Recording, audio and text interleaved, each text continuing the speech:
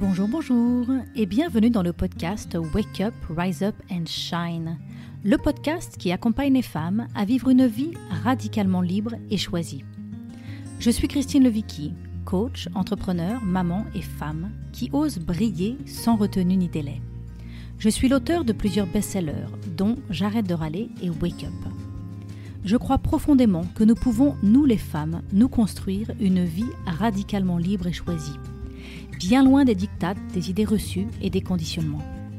Je crois que non seulement nous le pouvons, mais en plus nous le devons, car nous les femmes avons un rôle à jouer pour influencer l'avenir de notre humanité. Chaque lundi, dès 6h, je vous partage une conversation avec une personne inspirante. À travers les différents épisodes, je souhaite vous aider, selon vos désirs, à avoir une famille sereine et joyeuse, un métier qui vous fait kiffer, des finances dont vous pouvez être fiers, du temps et de l'énergie pour prendre soin de vous et vous amuser, et une sexualité délicieuse et libérée. Bonne écoute!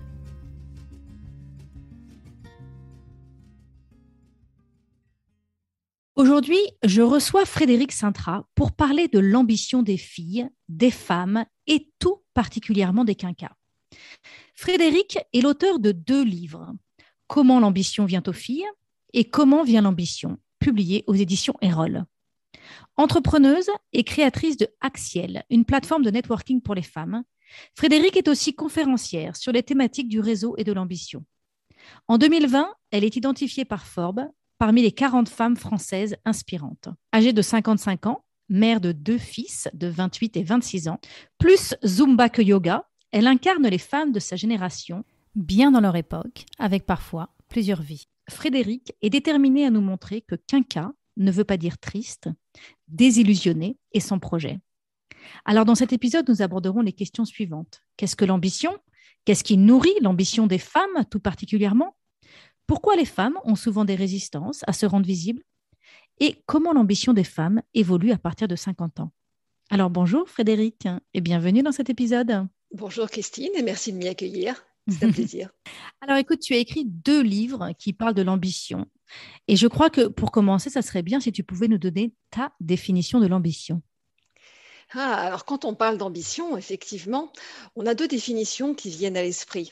La première, en général, elle ne fait pas rêver. On n'a pas envie de dire qu'on est ambitieux parce que c'est un désir de gloire, voire la gloire qui entraîne le fait d'agir au détriment d'autrui. Mais la deuxième définition est beaucoup plus séduisante. La deuxième définition, c'est le fait d'avoir envie de réaliser un projet, des projets. Et là, je pense que c'est quelque chose qui nourrit l'existence de chacun et chacune. Et là, tout le monde, à mon avis, peut se prétendre ou se penser ambitieux ou ambitieuse. Alors c'est vrai qu'on associe souvent l'ambition à ce que j'ai envie de dire. Moi, je ressens souvent quand je pense à l'ambition à une énergie plus masculine. Alors quand je dis masculin, je ne pense pas forcément aux hommes et aux femmes, mais je pense dans l'énergie du yin et du yang, la dimension un peu plus masculine, c'est la part de nous qui va à l'extérieur, qui va dans le monde, qui cherche à s'accomplir. C'est cette part de nous qui cherche la performance, qui cherche aussi la reconnaissance extérieure. Donc, on associe souvent l'ambition à ça, cette idée de gravir les échelons d'entreprise ou de monter sa boîte ou de gagner beaucoup d'argent, peut-être de pouvoir se payer des belles vacances, de conduire une belle voiture. Et donc, moi, depuis quelque temps, j'accompagne de plus en plus les femmes et je les aide au contraire à chercher dans leur intériorité, en fait, leur ambition, à vraiment les aider à chercher au plus profond d'elles-mêmes quelles sont leurs ambitions et à connecter à ce que j'appelle leur puissance féminine. Moi, je vois l'ambition en fait comme un moteur pour oser se créer une réussite qui nous ressemble, une réussite qui nous permet de partager le meilleur de nous-mêmes avec le monde, une réussite qui soit synonyme d'expression de soi et de contribution au monde. Qu'est-ce que tu en penses de ça ? Alors oui, si ce n'est que moi, alors que j'ai écrit sur l'ambition des femmes, je n'ai pas toujours envie de distinguer l'ambition des femmes et celle des hommes. À savoir que moi, je me dis qu'il y a une ambition qui peut être multiple, et là je te rejoins complètement, c'est-à-dire l'ambition d'être, l'ambition d'avoir, l'ambition d'agir, et que chacun, en fonction du milieu social, en fonction de son vécu, en fonction de l'éducation qu'il ou elle aura reçue, va se projeter dans un monde qui va être professionnel, artistique. Et je te rejoins sur le fait que pour les femmes, on imagine un peu moins, et moi je le déplore parce que c'est complètement à l'encontre de ce que je suis, plutôt sur le monde intérieur, sur la vie intérieure, sur le domestique, et les hommes plutôt sur l'extérieur. Moi, quand je parle d'ambition et que je parle de l'ambition non genrée, ambition des femmes, ambition des hommes, ben, c'est le fait de vouloir réaliser des tas de choses. Ça peut être de vouloir monter une entreprise, mais ça, déjà, on est déjà un petit peu grand. Moi, je l'apprends déjà au niveau de l'enfance, au niveau de l'éducation, où là, c'est l'éducation qu'on a pu avoir, c'est peut-être la projection des parents ou non, ou au contraire la défiance par rapport à des aspirations de parents. Et moi, justement, tu parlais de mes livres. Au-delà de mon expérience, et là, j'aurai peut-être l'occasion de te raconter pourquoi j'ai écrit ces livres, j'ai aussi partagé avec des femmes et des hommes pour le second, qui me faisaient l'effet waouh. Et ce n'étaient pas forcément des gens qui avaient une super place, un super rôle dans l'entreprise, mais c'est des gens qui étaient dans l'action, qui étaient dans le faire, qui étaient dans la projection et dans l'envie de réussir quelque chose. Mais le réussir, ce n'est pas forcément réussir sur une réussite sociale telle que qui peut faire rêver par rapport à de la possession, mais c'est d'aller au bout d'une envie, en fait. Voilà, Et, c'est ça. Voilà, c'est ça que j'ai cherché à dire, c'est qu'on peut penser que l'ambition, c'est une quête de reconnaissance extérieure ou d'un statut extérieur, d'avoir le titre, d'avoir l'argent, la belle voiture, les marques, enfin ou des prix, ou je sais pas, enfin une reconnaissance extérieure. En fait, on pourrait penser que l'ambition, c'est une reconnaissance extérieure. Et moi, j'ai l'impression que l'ambition, c'est surtout une réalisation intérieure. Alors après, ça ne veut pas dire que ça se vit pas à l'extérieur, ça se vit dans le monde, dans l'entrepreneuriat, dans l'entreprise, mais c'est vraiment un alignement avec ce que nous portons au plus profond de nous, un désir de réalisation et un désir de contribution. oui, tu as raison, mais peut-être qu'à différentes phases, parce que peut-être que prenons l'exemple d'un jeune, d'un étudiant qui va vouloir avoir telle ou telle ambition parce que socialement, il aspire ça, parce qu'il veut prouver à ses parents, parce qu'il veut prouver à sa famille, parce qu'il veut prouver, et avec ce désir de reconnaissance dont tu parles. Et puis, plus il va mûrir, plus il va vivre sa propre vie, plus il va être aligné par rapport à ce qu'il est. En tout cas, s'il va jusque-là. Et là, cette ambition, ce sera plutôt quelque chose de très personnel dans cette seconde phase. Et en tout cas, c'est ce que je constate, parce que tu parlais des cacas, c'est ce que je constate en tout cas, notamment sur les personnes qui sont un petit peu plus âgées, qui assument davantage ce côté intériorisé, Voilà. alors que sur la première partie de la vie, et notamment la vie professionnelle, le regard et la reconnaissance et le côté social, c'est-à-dire l'ambition vis-à-vis des autres, est sûrement encore plus marqué. Oui, voilà. OK. Bah, en fait, on est bien d'accord et on porte bien un message dans le même sens par rapport à ça. Alors, j'ai plein de questions et on a lancé déjà plein de petites perches là avec c'est juste ces 5 premières minutes de conversation. J'ai d'abord envie de commencer par te demander pourquoi le sujet de l'ambition est devenu aussi important dans ta vie. Alors, le sujet de l'ambition a commencé très très tôt. Il a commencé très très tôt parce qu'en fait, moi je m'appelle Frédéric, donc déjà j'ai un prénom mixte. J'ai été élevée dans une ferme à la campagne avec des parents qui n'avaient pas fait d'études, qui étaient très jeunes et qui m'ont toujours poussée à bien travailler. Moi, j'avais 2 ans d'avance à l'école. J'ai eu mon bac à 16 ans, un bac scientifique à 16 ans. Et donc, moi, j'avais des aspirations et on me disait toujours travaille bien à l'école parce qu'il faut que tu fasses, quelque chose de ta vie professionnelle.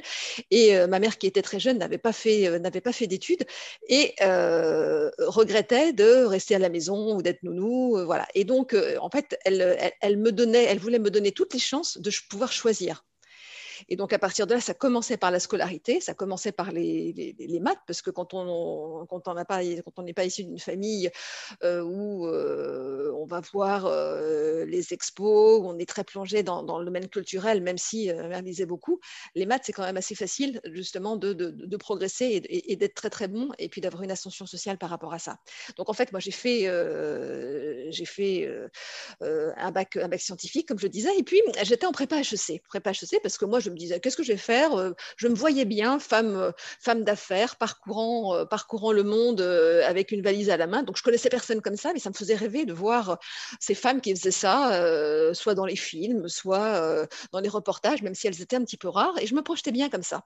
Sauf que je n'avais pas la moindre idée de ce qu'il fallait faire pour y arriver.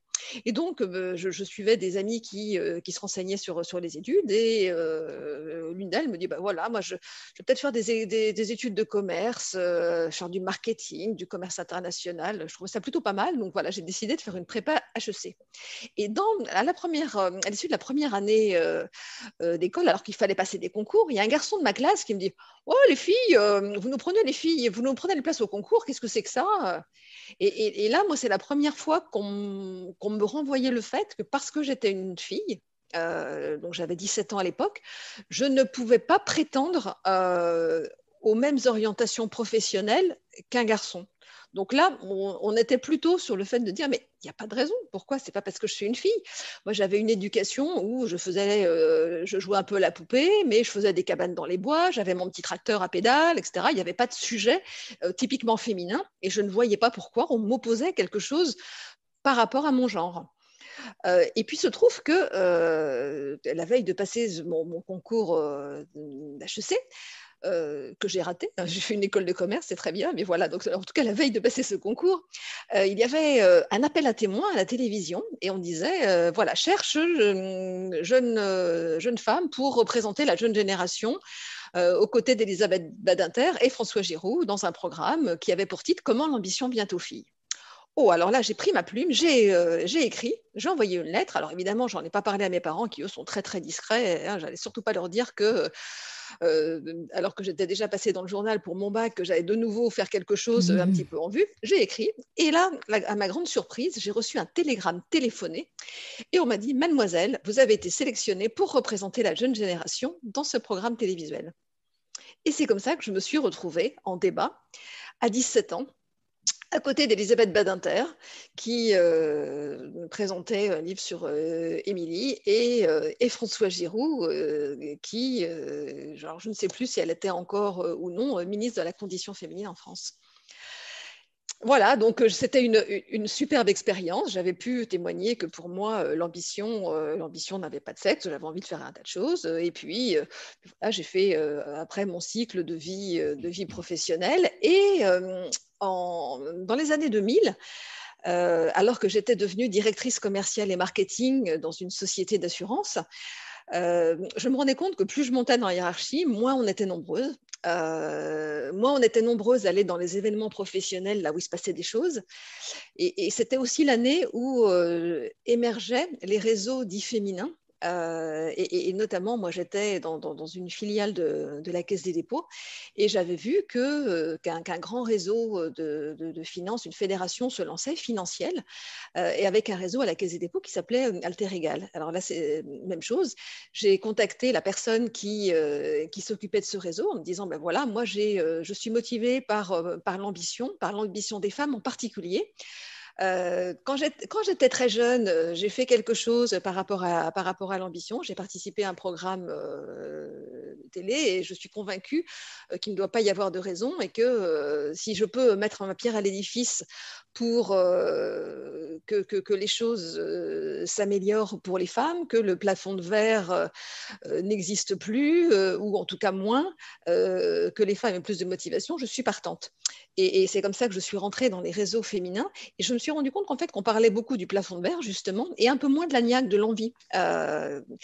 Et en cherchant par hasard sur Internet, je suis retombée en cherchant ambition, justement, je suis retombée sur le DVD que l'INA venait de publier, donc on était en 2013, sur le programme télévisuel auquel j'avais participé en 1983.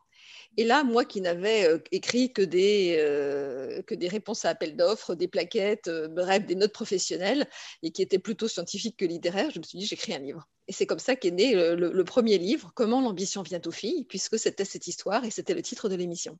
Mmh. Super, super, super. Alors, j'ai envie de revenir sur quelque chose que tu as dit. Tu dis, on parlait pas mal du plafond de verre, mais on parlait pas beaucoup de la niaque. Qu'est-ce que tu veux dire par là?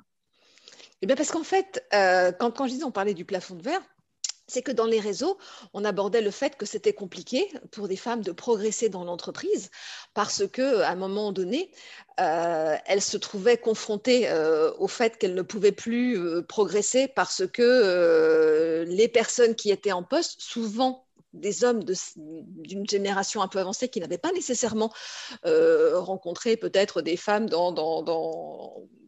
à l'école, ou etc., en fait, qui étaient un petit peu moins habituées, n'allaient pas forcément les promouvoir. Donc, en fait, elles avaient ce plafond de verre parce qu'à un moment donné, elles ne pouvaient plus aller au-delà d'un certain seuil, quand bien même elles en avaient envie. Donc, elles se sentaient empêchées dans leur élan. Et même si j'ai connu d'ailleurs un autre mot qui était les parois de verre. Ça, c'est quelque chose que j'ai découvert dans les réseaux féminins, où les femmes choisissaient parfois, voire souvent, des postes qui étaient plutôt des postes de support. Alors après, tout dépend aussi de l'univers professionnel. Moi, je grenouillais dans l'univers de l'assurance et de la finance. Et par exemple, quand on fait la communication, du marketing, des RH, on a tendance à avoir une ascension direct, c'est-à-dire qu'on va devenir de chef de produit à directeur du marketing. Éventuellement, c'est déjà un beau poste, mais ce n'est pas nécessairement celui qui permet d'être aux commandes et d'être dans les COMEX et d'être très en vue, puisqu'il vaut mieux être plutôt dans des fonctions qui sont plus opérationnelles, plus business d'ailleurs, ou actuaires, ou finance, pour le faire. Donc en fait, ces parois de verre, voilà, ça veut dire qu'à un moment donné, on progresse, mais on va être vite limité compte tenu du secteur dans lequel on est. Le plafond de verre, là, c'est de façon plus générale où les femmes se trouvent confrontées à cette plaque et elles se cognent, et puis difficile de franchir. Bon, là, on parle de l'entreprise, voire de la grande entreprise. Et je trouvais qu'on parlait beaucoup de ce sujet qui est un vrai sujet.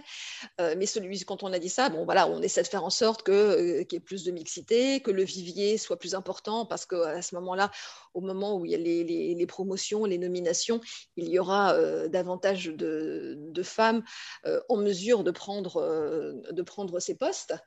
Mais il ne faut pas occulter le fait que c'est aussi l'envie, le culot, le réseau. Et c'est ça, ce sont des choses que femmes et hommes peuvent faire, et qu'a priori, peut-être que les hommes maîtrisent un petit peu davantage. En tout cas, quand je parle du réseau, quand je parle de l'audace, c'est ce que j'ai pu constater, même si j'ai vu beaucoup, beaucoup de femmes. Et justement, c'est la raison pour laquelle j'ai écrit ce livre, qui étaient les premières à se positionner, à tenter, à changer de job, à changer d'entreprise, etc., etc. Donc, cette niaque. Et dans l'entreprise, d'ailleurs, voire à l'extérieur de l'entreprise, puisque moi, ce qui m'intéresse aussi dans l'ambition, c'est bien sûr la progression dans la grande entreprise, mais c'est aussi le fait de réaliser des choses, alors, ce qu'on appelle maintenant les side projects, ou des activités qui sont annexes, qui sont complètement phénoménales. Par exemple, organiser un spectacle avec des amateurs. Alors, je parle de ça parce que ça paraît être un détail et complètement anodin, mais j'ai notamment dans mon livre mon ancienne professeure de danse, qui est à la fois infirmière et qui s'est battue pour devenir infirmière et professeure de danse en même temps assez tard. Donc déjà, ces premières choses, c'est mené de front alors que personne ne l'attendait sur ces deux secteurs, ces deux univers très très différents. Et avec l'envie de faire monter sur scène des tas de gens qui ne l'avaient jamais fait. Alors bon, on l'a vu et revu dans certains films et ça paraît anodin, mais en tout cas, moi, je l'ai vu faire et je trouvais ça assez spectaculaire de faire des choses alors que personne ne nous attend à tel ou tel endroit et dans telles circonstances. C'est aussi ça. Super, super, super. Qu'est-ce qui, selon toi, nourrit l'ambition des femmes? Alors, j'ai envie de dire aujourd'hui, et en même temps, dans le aujourd'hui, je pense que la réponse va être différente en fonction de quel âge on a et où est-ce qu'on en est dans notre vie aujourd'hui. Oui, et puis le milieu social aussi, parce qu'en fait, quand on parle d'ambition, qu'on soit un homme ou une femme, c'est parfois aussi faire mieux que ses parents. Mhm. Donc, déjà, la première chose, le premier point est là, en se disant, bah, déjà, le premier niveau, je vais faire mieux. Et surtout, s'il y a une projection, mieux ou différemment. Dans mon livre, j'ai eu des témoignages de femmes qui, au moment de l'adolescence, ont connu des choses un petit peu difficiles. Je vais prendre l'exemple de deux. L'une a son papa qui est parti, elle venait d'une famille ouvrière, et le papa est parti et a laissé la maman complètement désargentée. Et là, l'adolescente avait le choix de se dire bah, je sombre dans une adolescence qui est peut-être pas terrible, avec boisson, alcool et tout ce qui va avec. Ou alors, je tape un grand coup de pied et je me dis non, moi je ne veux pas ça et moi je vais m'en sortir. Et là, cette jeune fille s'est dit moi je ne serai pas comme ma mère, moi je veux faire des choses, je ne veux pas dépendre de l'argent d'un homme, je veux faire des tas de choses par moi-même et puis je veux ressembler à cette femme, à toutes ces femmes que je vois dans les bureaux et je ne veux pas rester celle qui est juste à l'usine. Voilà. Et donc ça a été un vrai levier pour devenir ambitieuse. Une autre, au contraire, me disait, elle est devenue grande patronne. Elle avait envie de belles choses, et c'est ce que tu disais sur la possession, etc. Elle avait envie de belles choses, et son ambition passait par là, parce que si elle voulait réaliser, si elle voulait avoir la vie qu'elle aspirait à mener, alors qu'elle ne venait pas de cette condition, il fallait ou qu'elle travaille très très bien à l'école, ou qu'elle connaisse les bonnes personnes. Et elle a fait un petit peu des deux. Et elle s'est arrangée pour rencontrer des bonnes personnes qui ont cru en elle et qui derrière l'ont amenée à se projeter. Donc là, on voit que c'est même pas quelque chose qui est très intime. Ça vient de l'univers familial, ça vient de l'expérience de vie. Pour certaines, c'est venu beaucoup plus tard, c'est-à-dire quand des personnes ont cru en elles. Elles ne se pensaient pas capables de telles choses, et c'est d'autres personnes qui les ont vues et qui ont dit « mais si tu vas pouvoir le faire, mais si tu vas pouvoir le faire ». Et du coup, la confiance en elles a augmenté et elles ont pu se projeter. Mhm. Euh, alors voilà, et donc ces expériences où le fait que quelqu'un croit en nous permet aussi de se projeter et d'avoir une ambition plus forte parce que la confiance est plus grande. Là, je pense à ça parce que je regardais le championnat, je regardais la coupe. La Coupe du Monde de cyclisme hier et je voyais justement ce champion qui se transcendait. Je crois que toute l'équipe a cru en lui, etc. Et voilà, il s'est transcendé. Donc aussi l'ambition, c'est de se dire je suis capable je suis transcendé parce qu'il y a des gens qui croient en moi et donc du coup je vais aller encore plus loin. Mhm. Mhm. En fait, je vais Super. oser faire des choses parce que, certes, c'est personnel, mais pour être bien dans moi, pour être aligné, c'est peut-être parce que j'ai eu des projections qui m'ont montré que c'était possible et que au-delà des aspirations que je pouvais avoir, je les transforme en ambition pour le réaliser, en fait. Mhm. Ce que je note de ce que tu me dis, c'est que notre ambition est vraiment beaucoup influencée par les personnes qui nous entourent, que ce soit au début nos parents quand on est enfant, et donc soit ce sont nos parents qui nous encouragent à avoir de l'ambition, soit c'est au contraire, on veut faire autrement que nos parents, et donc ça devient un élan, ça devient la source d'une ambition. Et puis aussi toutes ces personnes qui, à un moment donné, on croise sur notre chemin, qui croient en nous, qui nous soutiennent, qui nous donnent un coup de main, qui nous connectent. Donc là, j'ai envie qu'on parle un petit peu de... Je sais que tu es aussi très active sur le fait d'aider les femmes à développer leur réseau. Pourquoi c'est important pour toi, pour une femme, de développer son réseau? Quelle est la place du réseautage et du networking dans l'ambition d'une femme? Pour moi, c'est un moyen, quelle que soit l'envie qu'on a. Parce que déjà, souvent, quand on veut réaliser un projet, quand on veut avoir une ascension sociale, quand on veut créer une entreprise, quand on veut un beau poste, on est entouré, on n'est jamais seul. Donc, on est entouré soit parce qu'on a envie de ressembler à tel ou tel, de faire pareil. Et là, c'est la projection qui nous donne envie d'eux. Soit parce qu'on a fait cette rencontre et la personne croit en nous. Voilà. Et tout ça, ce sont tous les gens qu'on rencontre qui vont faire partie de ce réseau, qui vont soit nous donner des idées, des pistes, nous apprendre des choses, de croire en nous. soit qui, parce qu'elles nous ont aidés à un moment donné, nous, on va les aider et on va encore grandir en les aidant. Bref, c'est tout un tissu relationnel, un tissu qui permet de se connecter, d'avoir un lien social. Et on a vu d'ailleurs pendant la crise du Covid que c'était un petit peu compliqué et du coup parfois difficile à vivre. Même ceux qui avaient le plus d'assurance ou qui étaient les mieux dans leur peau ont pu être un petit peu perturbés pendant cette période. Moi, j'avoue que j'ai eu 2 mois un petit peu compliqués parce que étant femme de réseau, de contact, c'était un petit peu compliqué et que les relations à distance ne remplissaient pas tout ce vide.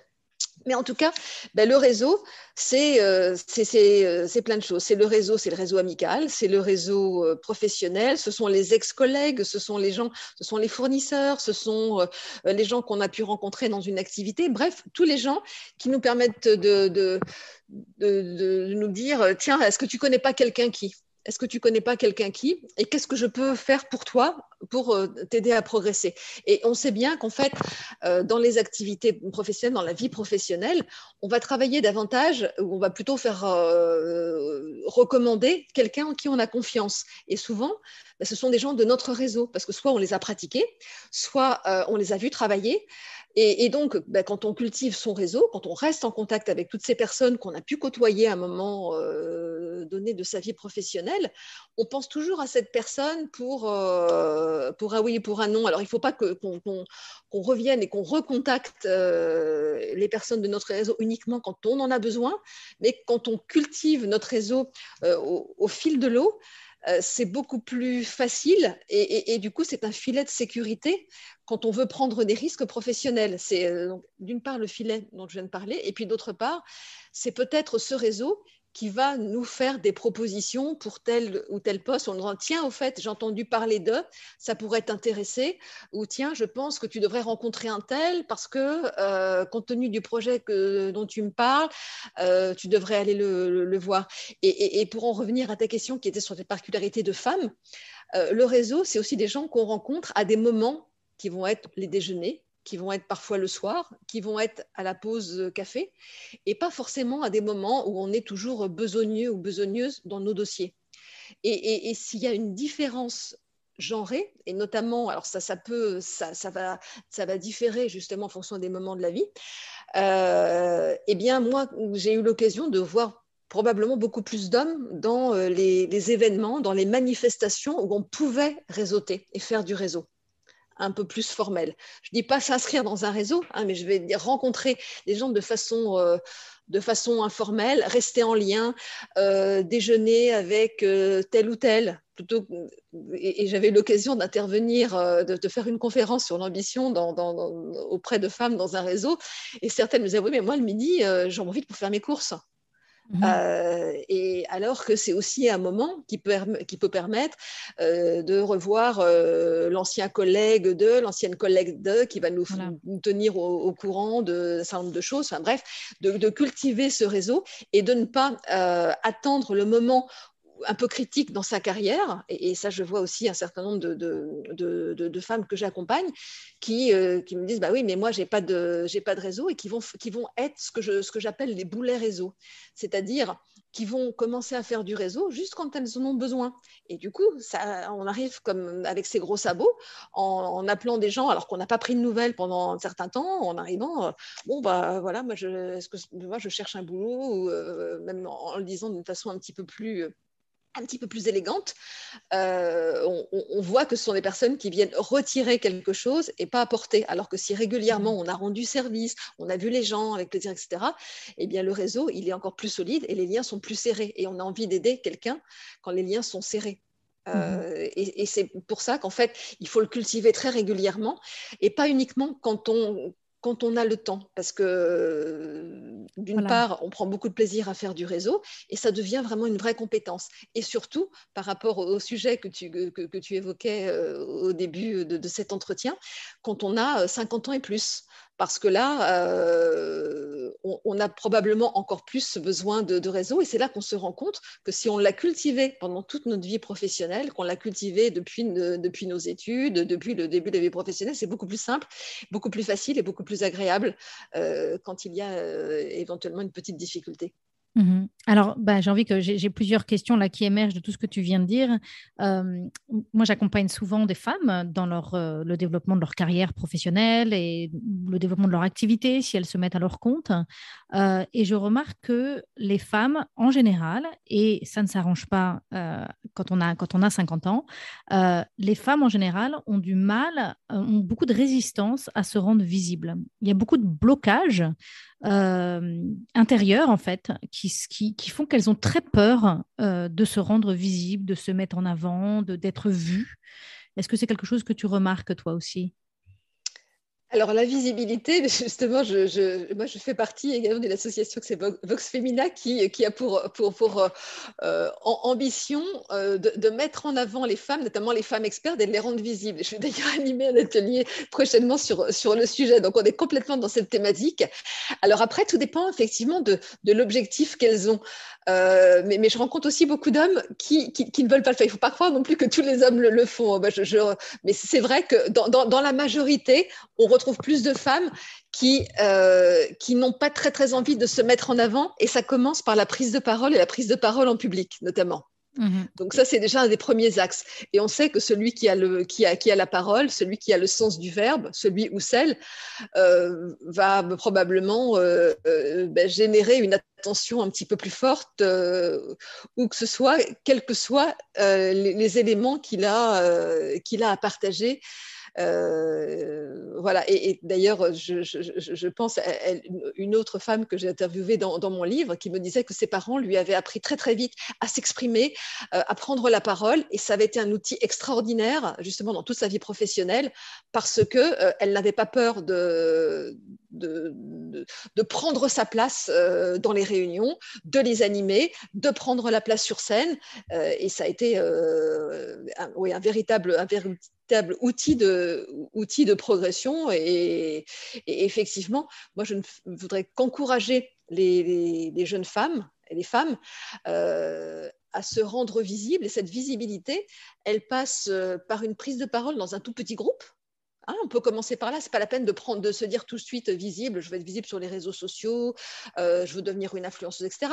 Il y a des petits pas. Il y a des petits pas. C'est prendre la parole, c'est s'exprimer, c'est revendiquer cette part au débat. Alors c'est vrai qu'elles se rendent moins visibles parce que déjà quand on a dit ça, peut-être que dans les familles, c'est pas aussi simple de prendre cette part, de s'exprimer. Et donc, si ça ne l'est pas forcément dans les familles, ça ne l'est pas non plus dans la vie professionnelle. Donc, ça vient aussi de cette éducation qui peut parfois être un petit peu normée et genrée, qui font que pour les femmes, il vaut mieux qu'elles soient quand même plus discrètes, et elles sont habituées, elles ont intériorisé ça. Voilà. Il fallait être plus discrète. On nous a demandé d'être souriante, de ne pas faire de vagues, d'être jolie. Et puis après, il y a toutes les autres injonctions en plus sur les femmes, parce que la visibilité, ça veut dire être vue, hein, et on a tellement d'injonctions sur à quoi doit ressembler une femme. Moi, je remarque qu'il y a beaucoup, beaucoup de femmes qui, quand il s'agit de travailler leur visibilité, juste qu'on puisse les voir et les entendre, elles sont hantées par cette impression d'être toujours trop ou pas assez. Alors, sous tous les domaines, hein.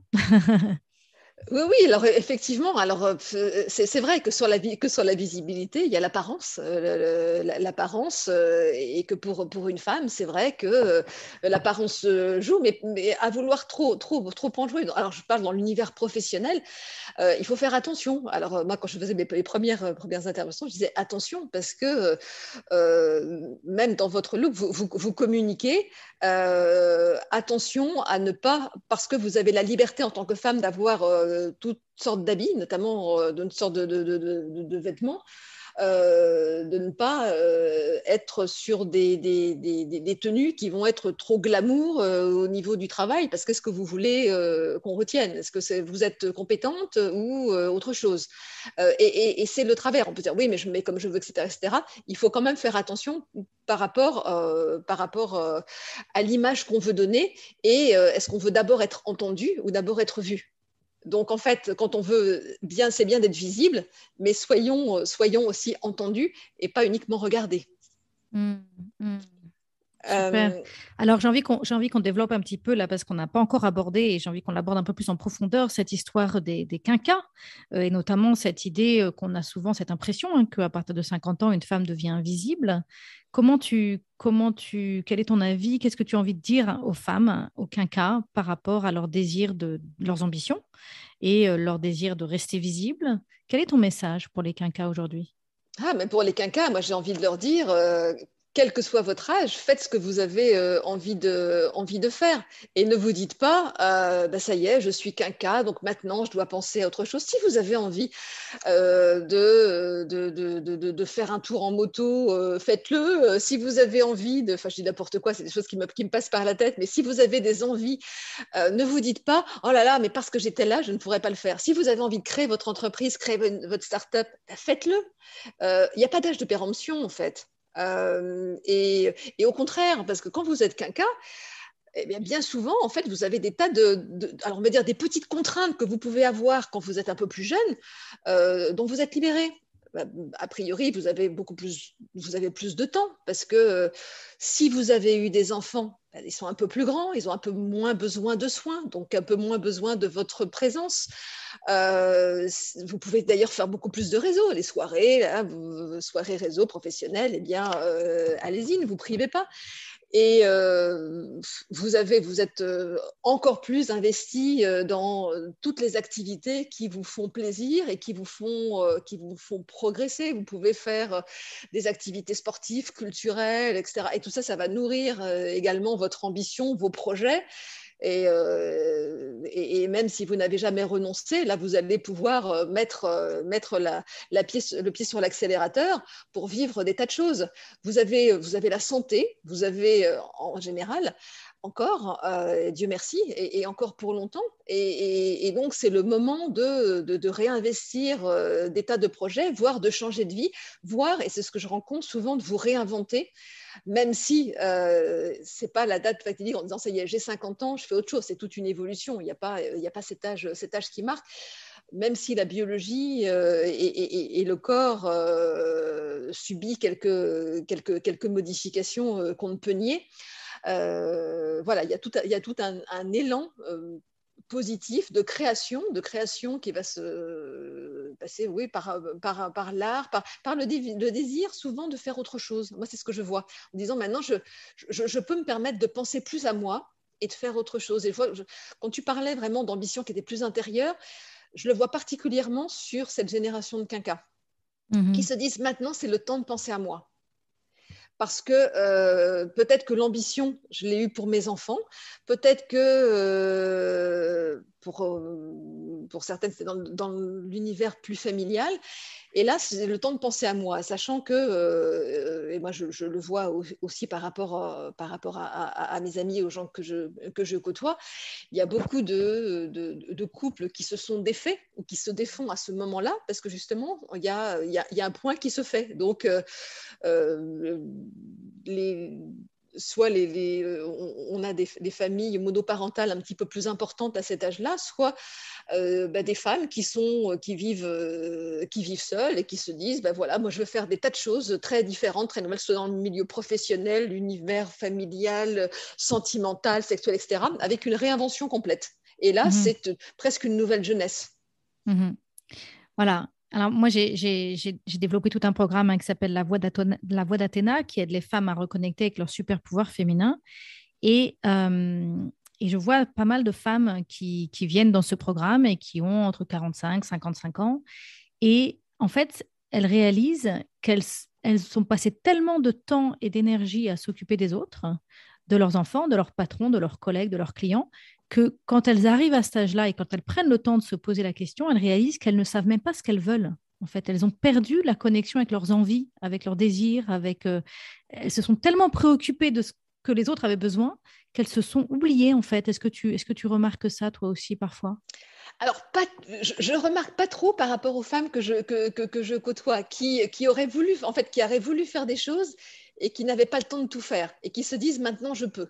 Mais néanmoins, il y a toujours cette question en se disant qu'est-ce que je vais faire? Moi, je le vois aussi par rapport à des femmes qui ont très investi le monde professionnel, donc qui ont réalisé des ambitions professionnelles et qui se disent c'est le moment aussi de faire probablement autre chose, d'avoir toujours des ambitions, mais qui vont moins être sur la progression, mais peut-être plus sur un alignement et peut-être dans un autre secteur d'activité dans lequel je vais être plus en cohérence avec mes envies. Voilà, oui, j'ai interviewé dans ce podcast il y a quelque temps Céline Alix, qui est l'auteur du livre Merci mais non merci, qui parle notamment de ce phénomène de toutes ces femmes qui ont peut-être réussi professionnellement, qui ont atteint des sommets au niveau de l'échelle hiérarchique des grands groupes ou des grandes entreprises et qui, à un moment donné, on leur propose une promotion de plus, la promotion ultime, et en fait, elles disent bah, non merci, merci mais non merci. Et elles préfèrent quitter l'entreprise pour développer un projet qui soit le leur et qui soit aligné avec leurs valeurs. Alors moi, ce que je vois, c'est qu'à 50 ans, les femmes que je côtoie me disent « j'ai plus envie de travailler avec des gens qui vont m'emmerder ». Voilà, c'est vraiment ce mot, hein, excuse-moi de l'employer, mais c'est j'ai plus envie. Maintenant, si je dois faire, faire quelques révérences, etc., j'ai plus envie. Voilà, j'ai plus envie. Donc, j'ai envie de progresser, de continuer, mais j'ai envie de choisir avec qui je vais travailler et pourquoi je vais travailler. Donc, toujours cette volonté, mais avec cette fois-ci ce choix en se disant je ne vais plus subir, je n'ai pas envie d'être dans un monde où, même si j'ai un super poste, je vais recevoir des ordres contre ordres, machin, des trucs politiques, etc. Je n'ai plus envie de ça. Mais j'ai envie toujours de faire. Et c'est pour ça que peut-être que je vais me lancer dans la création d'entreprises. Et beaucoup se lancent, alors parfois avec des désillusions, mais parfois avec des envies, une énergie folle de se dire j'ai moins besoin de cette sécurité financière que m'apportait la grosse entreprise. Et à ce moment-là, je vais prendre des risques et faire quelque chose par moi-même. Et je vais créer, je vais m'appliquer dans une start-up, je vais créer ma start-up, je vais créer une entreprise, je vais ouvrir une boutique, je vais ouvrir un restaurant, je vais devenir consultante, coach, etc. Mais je vais faire quelque chose, je vais me dire, est-ce que je suis capable de? Et c'est à ce moment-là que je vais prendre des risques, me lancer en me disant, j'ai toujours été dans le cercle de l'entreprise, là je me lance, c'est le moment ou jamais. Et là, je pense que c'est dans ce moment-là, dans ce moment un peu pivot de changement, de réorientation, de réalignement, je pense que c'est important pour les femmes de ne pas être seules. Et en effet, de faire partie de réseaux ou de se faire entourer de coachs ou de rentrer dans... Parce que c'est un grand changement quand même important et souvent, ces ambitions qu'on porte au fond de nous sont très proches de notre cœur. Donc, on a vraiment envie de les réussir. Et voilà, ce qui me vient quand je t'écoute, hein, c'est cette idée de vraiment s'appuyer sur les réseaux féminins, s'appuyer sur la sororité, s'appuyer sur un coach ou des personnes, s'assurer en tout cas dans ces moments-là qu'on a vraiment suffisamment de personnes qui nous soutiennent. On n'a pas besoin d'avoir énormément de personnes qui nous soutiennent, mais au moins quelques personnes clés qui vont vraiment nous donner des ailes. Oui, et puis le partage avec des gens qui vivent les mêmes choses que nous au même moment. Ça, c'est précieux, qui ne sont pas forcément des amis, voire on va se refaire un réseau amical, relationnel. On sait bien que quand on est plus jeune, qu'on a des enfants en bas âge, on va plutôt côtoyer des gens qui ont des enfants en bas âge, etc. etc. Et là, je le vois aussi, cette espèce de bande de copines et copains d'ailleurs, un peu comme à l'adolescence. Il y a Serge Guérin qui a écrit un livre qui s'appelle Les Quinquados. C'est-à-dire c'est cette nouvelle jeunesse, ça ne veut pas dire redevenir des ados, mais en tout cas, ça veut tout simplement dire de s'affranchir d'un certain nombre de contraintes et autres, et puis de revoir des personnes de notre génération, femmes ou hommes, qui vivent les mêmes choses que nous au même moment, et ça c'est très très précieux pour être soutenu, comme tu le disais, avec tous les professionnels dont tu as parlé, mais également cette espèce de bande comme on pouvait les avoir à l'adolescence, qu'on va retrouver probablement en étant quinquas. C'est un très bon point. C'est un très, très bon point. Et ça me semble d'autant plus important pour les quinquas, alors que les femmes quinquas, alors qu'on a quand même un message sociétal qui nous amène à pouvoir penser que à partir de 50 ans, on doit devenir invisible, qu'à partir de 50 ans, on est périmé. Et donc, voilà, de ne pas rester seul face à ça et au contraire, de se souder avec d'autres personnes qui ont bien l'intention de prouver le contraire. Et voilà, de cheminer à plusieurs. D'ailleurs, je voudrais prendre le temps de signaler qu'il y a de plus en plus d'initiatives qui fleurissent pour parler de l'invisibilité des femmes de plus de 50 ans. Je pense notamment au blog et au compte Instagram de la mannequin Caroline Ida, qui a créé donc ce blog qui s'appelle 50 Years of a Woman. Il y a aussi le blog J'ai piscine avec Simone. Il y a tout un mouvement, on Avec appelle ça Sophie un peu. Dancourt, oui, bien Voilà, sûr. c'est ça. Et on a aussi tout ce mouvement qu'on appelle les Silver Sisters, les sœurs de gris, pour traduire, hein, les Silver Sisters, donc les femmes aux cheveux gris, qui sont en train de prendre de l'ampleur. Et j'ai envie de te demander, en fait, je me pose la question, est-ce que c'est vraiment un mouvement de société en ce moment, qu'on parle vraiment de ce message des femmes quinquas, ou est-ce que c'est moi qui en prends conscience parce que j'approche moi-même de la cinquantaine et c'est juste que je me rends compte maintenant parce que je suis concernée, ou est-ce qu'il y a quelque chose de nouveau quand même dans l'air du temps? Alors déjà, je pense que c'est quelque chose de générationnel parce que nous, toutes ces femmes, et là moi je m'y associe, même si moi je suis plutôt dans le mouvement en disant le 50, c'est quoi? C'est le nouveau 40 en fait, parce qu'avec les progrès de la médecine, etc., etc., moi je suis, on n'a pas toutes les cheveux gris parce que la nature nous a donné peut-être quelques mèches, et voilà, c'est même pas, voilà, on peut très bien avoir une jeunesse, non pas en disant je combats l'agisme, mais enfin, ou c'est de l'agisme, et au contraire, j'assume mes 50 ans, mes 55 ans. Moi, je me dis, voilà, c'est la génération Sophie Marceau, Karine Viard, pour ne citer qu'elle. Ce ne sont pas que des femmes qui ont des apparences très vieillissantes. Voilà, il y a de tout sur nos âges, et justement, il y a parfois dans les apparences des différences extrêmement marquées. Et moi, je veux aussi dire, ben voilà, quand on peut aussi être comme ça, faire du sport, avoir, même si on a, si on a entre 50 et 60 ans. Et pourquoi par rapport à ce sujet? Oui, il y a tout ce grand mouvement, parce que je pense que déjà on est très nombreuses, on est une génération très, très nombreuse à être dans ces tranches d'âge. Je crois qu'en France, c'est à vérifier, mais je pense entre 45 et 60-65, c'est 25% de la population, donc c'est quand même non négligeable. Et aussi, on est aussi toute cette génération de femmes qui a fait des études, qui a suivi des études supérieures, parce que rappelons que les grandes écoles, elles n'ont été ouvertes aux hommes que très tardivement. Je crois que l'HEC était Aux ouvert en femmes. 72. Donc en fait, on est aussi toute cette génération de femmes qui avons été habituées à ne pas rester en retrait. Et Oui. donc, du coup, qui prenons la parole en disant mais on est là, nous, on existe, on n'a pas, il n'y a pas de différence. Et c'est pour ça que je pense qu'on revendique le fait de se dire on a notre place.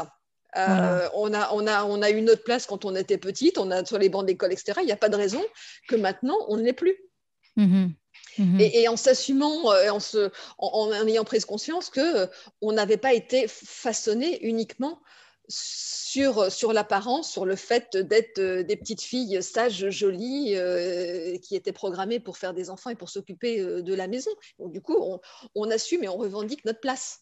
Et Oui, puis on nous a pas programmé pour être à la maison et faire des gâteaux pour les enfants, mais on nous a quand même beaucoup, beaucoup donné d'injonctions sur notre apparence. On nous a dit, vous pouvez réussir, mais portez les talons aiguilles et la jupe droite et soyez belle. Enfin, il y a quand même beaucoup, beaucoup d'injonctions sur notre physique liées à notre réussite, quand même, je trouve. Oui, alors c'est pour un certain nombre de personnes, et que du coup, quand on s'est assumé en tant que femme, en grande partie, je ne vais pas dire uniquement, en grande partie par rapport à l'apparence, probablement que c'est plus douloureux, certes.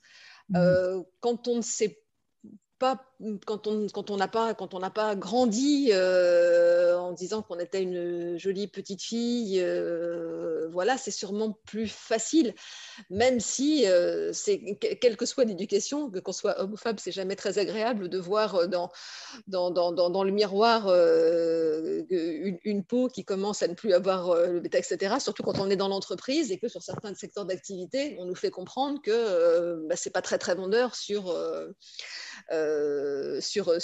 l'affiche ou ce genre de choses. C'est vrai que là, c'est plus compliqué.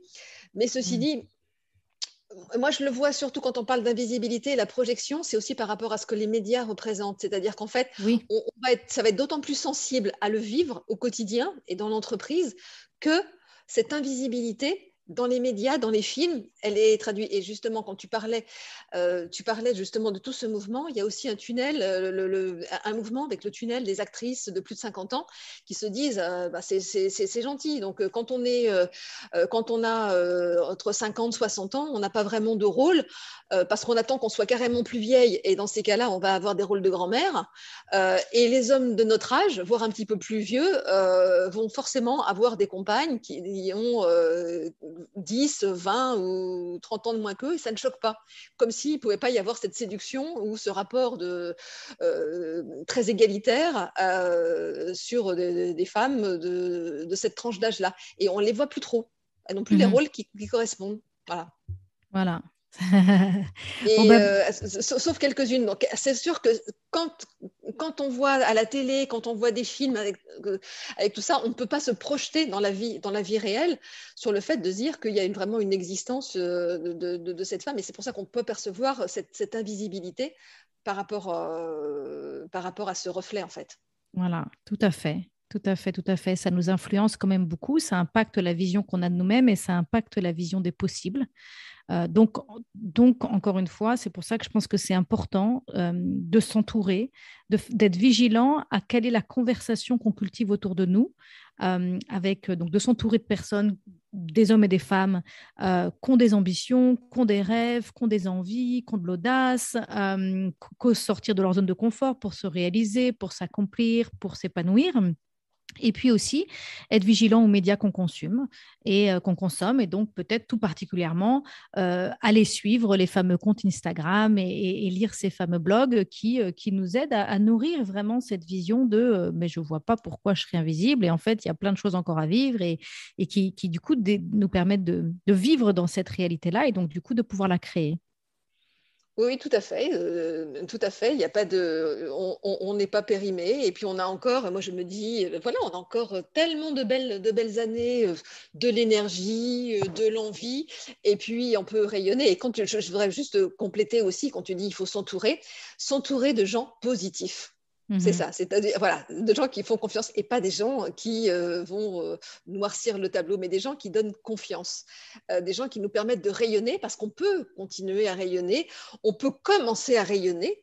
Moi, j'ai commencé à être visible à plus de 50 ans. Et c'est plus là que je me suis davantage épanouie. Donc moi, je veux dire aussi à toutes les femmes qui nous écoutent, qui ont 40, 45, 50, il n'y a pas d'âge pour